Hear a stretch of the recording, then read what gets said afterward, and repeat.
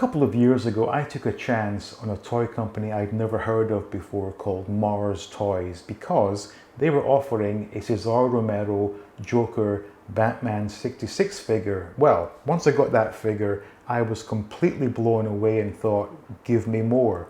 Well, I didn't have to wait long, and pre-orders went up for a new figure, which was the Riddler, as played by Frank Gorshin. Now, not only is it one figure, it was two figures. So I, of course, put my pre-order in, and it took a while to get here. It was delayed a little bit, but it finally arrived, and now we have two Riddler figures to look at. So when we come back, we'll get this whole thing unboxed and see what these are all about. Stay tuned.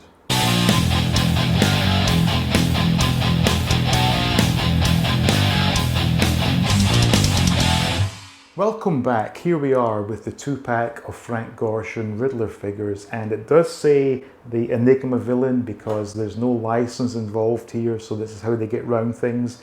I'm quite okay with that. Now, this 2-pack ended up costing $260, which, yes, is extremely expensive, but it's for two figures, so one figure, $130, and bearing in mind this is as good as, if not better than, Hot Toys. So it's definitely on the cheaper side of things in terms of this sort of realm of collecting. Now, without wasting any more of your time, let's get this thing opened up and we'll see what these figures are all about. So upon opening the box, we are faced with the first layer of goodies, and that layer contains two figure stands, two figures, Riddler's mask, Riddler's bowler hat, the third face sculpt, which is a bonus for pre-ordering. We get the boxing shorts, the boxing gloves, we get the pistol lighter, and we also get a detonator, which is not attached to anything as yet. It may well be in the second layer, but I did check, and this plunger does indeed plunge. Now we also get this string, which you may be asking, what the hell is that for? Well, I'm assuming it's because if the string on the back of the Riddler's waistband were to fail, that can be restrung. And we also get a little bag of tiny little buttons, which I'm not entirely sure what they're for, but I'm sure we'll find out in due course. But this was the first layer upon opening the box. Onto the second layer now, and as you can see, we have hands. A lot of hands. So chances are, whatever pose you wish to put these figures into, you can do so because there are a number of hands to choose from. We also get two cans of spray adhesive, the machine gun.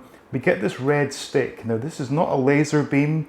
I forget the episode, but I'm sure the Riddler fired out some kind of sticky wax or something from this gun, so we can stick that on the end. We get a crucifix, we get binoculars, and if I can get them out at this stage in the video, I can show you that these are indeed the Riddler's binoculars, as we have his little question mark, which can then fold down again, which is a really nice touch. We get a book, which is not the most amazing of accessories. Solid, doesn't open, but not something I'll be using. We get a cream pie, which is nice. And we get the dehydrated remains of the World Council, which was part of the '66 movie. And if I remember correctly, the M.a.s. Toys Joker comes with the dehydrator pack, so we can kind of do like a movie scene here. We get some bat cuffs, and we get the Joker's cane. So obviously the reason you're watching this video is to take a closer look at the figures, and that's what we'll do right now. Straight out the box, this is how the figures look. So starting with the Leotard version, the first thing that strikes me is how really amazing this head sculpt is. This is a fantastic likeness to Frank Gorshin, and I really do like the paint applications where you've got some nice red shading around the eyes. The teeth have not only been sculpted perfectly, they've been painted perfectly as well, and the hairline has been done so well. There's no overspray. And despite it not being real hair, it does give the impression that it is indeed real hair. Now, the Lycra bodysuit has been done pretty well. I have noticed there is padding on the upper body, which I'm assuming is to hide the joints, which they've done a pretty good job of. We get a really nice looking wristwatch there, very authentic looking. Now the question marks on this version I think have been stuck on. So I guess there is the danger that those could come off at some point, but as long as you're not handling it every day, that should be okay.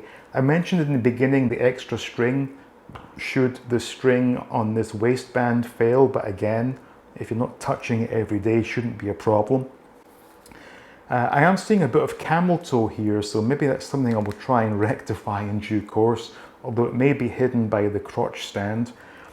The legs are pretty good. I'm not feeling the same padding here, and as a result, we are seeing the sort of ankle joint coming through the lycra, but it's not that big of a deal. And of course we have Grandma's slip-on shoes, but that is what Frank Gorshin wore on the show, so they've kept it very authentic indeed. Now on to the suited version. This is by far the better of the two, and what a well-crafted suit. It sits on the body so well, and it's even been nicely pressed, so he's got some nice seams on the front of his pants there. Now these question marks are printed on this time, which is much nicer. Now the bowler hat is made of a rubbery material, but it's not too rubbery, so it really does hold its shape, but it does sit on the head particularly well. The question mark on the tie is sort of plastic. It's been stuck on, but it's been done really nicely. Nice sort of business type shoes. There's no sort of paint apps on these. I guess these are just cast in green plastic. He is of course wearing socks, which is something we expect from figures at this price point. Now he does have a nice lining to the jacket, and I believe that same fabric has been used on the back of his waistcoat.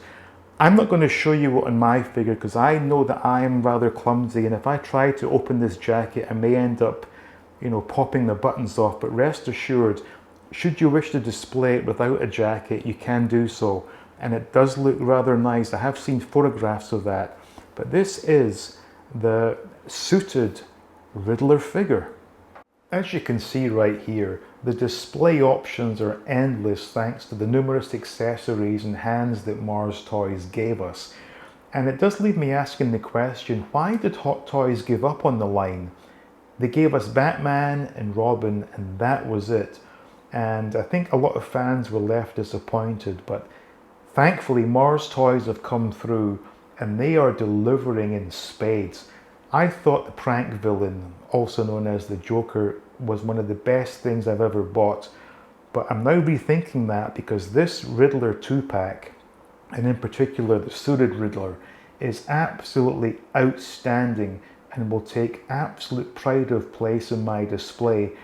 My only dilemma is I don't really have the room to put both up, so I may have to sort of alternate which one I display at any given time, but it's a good problem to have.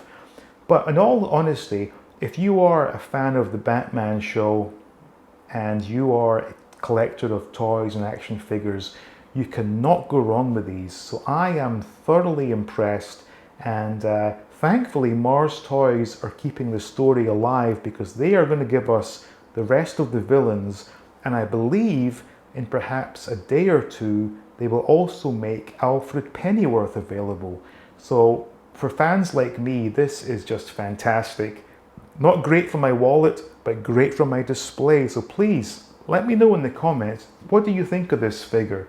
And do you agree that 130 bucks per figure with all these accessories in this day and age is indeed good value for money? But as always, thank you so much for watching. Please be kind, leave a quick like, and if you haven't already done so, please do subscribe, and I will see you all in the next video.